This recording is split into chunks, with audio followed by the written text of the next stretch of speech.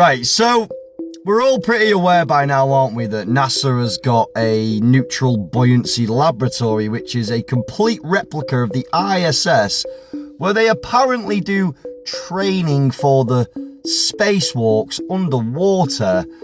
Well, they've now just come out and told you truth in plain sight for their big moon mission, because they have just recreated an area where they can replicate the moon's surface. Check this out.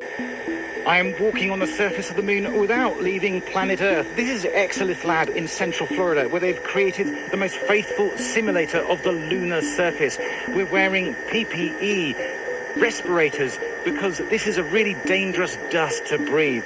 And here's why. It is incredibly fine powder, and that makes the surface fluffy, but underneath it's rock solid, and that makes it really challenging for anybody going back to the lunar surface this time. Over here they're trying to recreate what it would be like for a spacecraft to land in the dust, kicking up all that material. And of course, without gravity, it stays, it floats around like a dense cloud, a fog if you like. It's going to be quite challenging for anybody because it gets into the spacesuit seals that protects against the vacuum of space.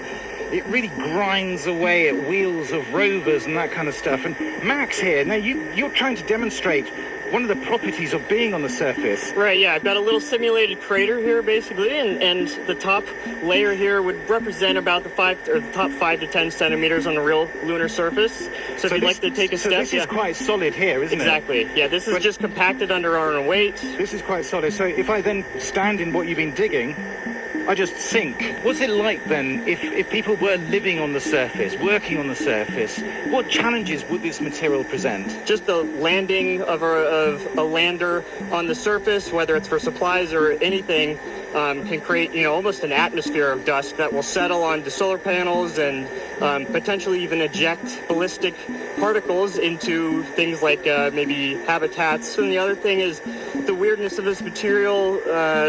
Working with wheels is a different kind of challenge in itself. So once the wheels are interacting with the surface on the moon, if your wheels aren't tuned well enough, if they spin too quickly, there's a chance you can actually just dig yourself. Looks like a studio, if you ask me.